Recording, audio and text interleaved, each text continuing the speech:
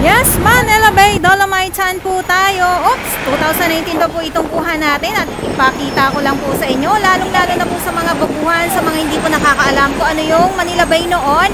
Natambak ang mga basura na kung saan ay nakikipagbuno ang ating Manila Bay Warriors, ang ating MMDA, Estero Rangers ng DENR at ang ating DPS Mandaragat. Talamak ang basura noon na kung saan ngayon ay mayroon na tayong Dolomite Sand. Ang Dolomite Sand po na hindi po kasing pino na inaakala ng karamihan. Ayan, na-miss nyo ba ang ganitong basura? Ayan, so nung wala pang Dolomite Sand, syempre nandito na tayo. Nandito na tayo. Andito yung mga warriors, yung ating mga naglilinis po dito, na hanggang ngayon ay nandito pa din po sila. Sample lang po ng ating MMDA, Estero Rangers ng DNR at yung DBS Mandaragat. Nung wala pa pong Dolomite Sand, nandito yan sila, nakikipagbuno po yan. Nandyan. So wala pa po ito ha. Wala pa yan. Wala pa po itong Dolomite Sand. Ulitin ko lang po. 2019 po yun, na kung saan ay may mga paano tayo, may mga pabalik tayo. Ang Manila Bay noon at saka yung ngayon. Diba? So ano ba ang gusto ninyo? Yung Manila Bay noon na iba't iba yung kulay na nandito nakatambak na talaga naman yung kakaibang amoy din. O diba? Syempre yun din ang gusto ko eh. Joke. Joke lang. Ayan na naman tayo. Kasi noon may libreng pabango. May libreng pabango pa noon. Sa totoo lang. Tapos yung grabe yung bungkala noon dati dito. Yung andyan yung burak. Doon sa yacht club, ganun din. Diba? Grabe din. Basta ang masasabi ko lang noon dahil nga po ay dito na po tayo ay nasimulan na natin itong Dolomite or Manila Bay ang Manila Bay noon at yung ngayon nga po na ngayon ay mayroon na pong Dolomite Sand. Diba? Sa yacht club, ganun din. Grabe yung tindi doon, yung burak talaga na mamayagpag, libreng pabango. So yun, sa mga ibang mga viewers, sa mga hindi talaga nila naiintindihan, akala nila tinabunan lang yung mga sangkatutag ng mga basura na kung saan ay nandyan ang mga warriors. Dito pa lang yun ha. Siyempre, ang mga halat nun ay nakakarating sa kalsada, na sa bawat bagyo ay nandito sa kalsada. Buti nga ngayon, ilang bagyo na po ang dumaan. Ang mga basura nandito na lang, hindi na po dyan sa kalsada. Ayun lang, nakwento ko lang. So, maraming salamat po sa inyong lahat muli. Thursday, wala po talagang mamamasyal dahil sarado po ang Dolomite Sand po sa publiko. Nabubulol po ako. Kaya maraming salamat po sa inyong lahat at sa mga baguhan. Yes, welcome sa channel ni Miss Julani Doraba. Sumalin niyo po ako ng buong buo. Yun ay hindi galing sa ito ng may singaw. God bless everyone!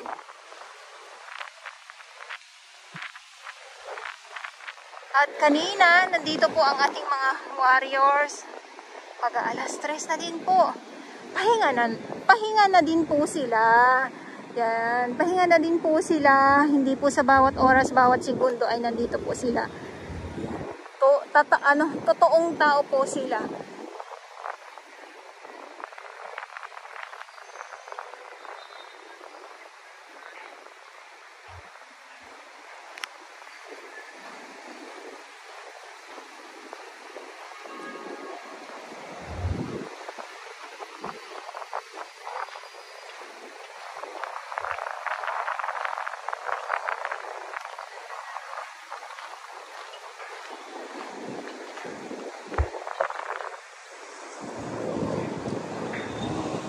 Dito sa Dalampasigan may mga basura na nakatambay dyan. Siyempre bukas sa din po yan nililisin yung hangin. At meron tayo dito mga lalagyan ng mga kalat, ng mga basura po.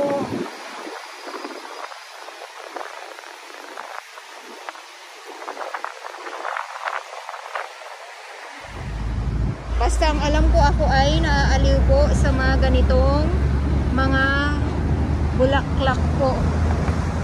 Uy, inisa-isa ko na po sa inyo. Inisa-isa ko na po sa inyo, ha.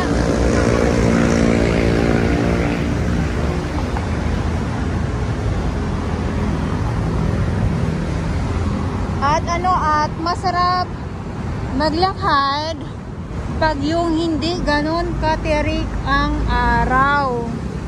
Pero pag ganito kasi na nasa kasagsagan ng tirik ng araw, alas 12 na po, lampas alas 12 na, tayo ay nakasilong lang dito sa lilim.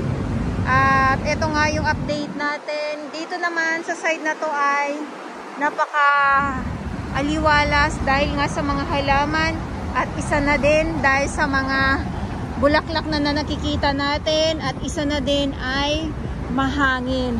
Ang ano lang dito, pag hindi siya mahangin, maano pa din, ma'am, alam niyo po yung tatambay ka dito, maalinsangan po. At syempre may nasisipat ako dito na nag-iisang kulay red. Ayan o, ay ang ganda niya. Inano ko talaga para makita nyo.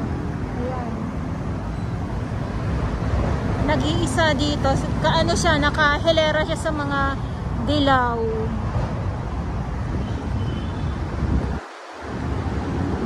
Ang ganda.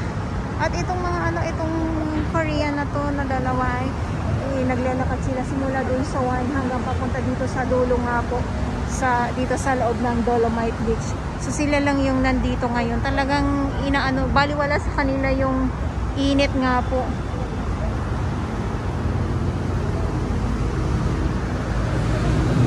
Baliwala sa kanila yung init.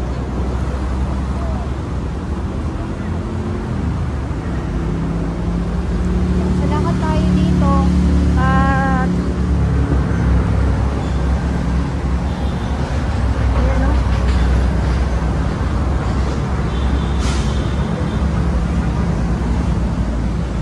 Dito tayo. So mainit na mahangin. Okay na yung kahit na mainit, basta may hangin, makakaano na tayo, makakahinga-hinga na tayo ng konti dahil may hangin nga po.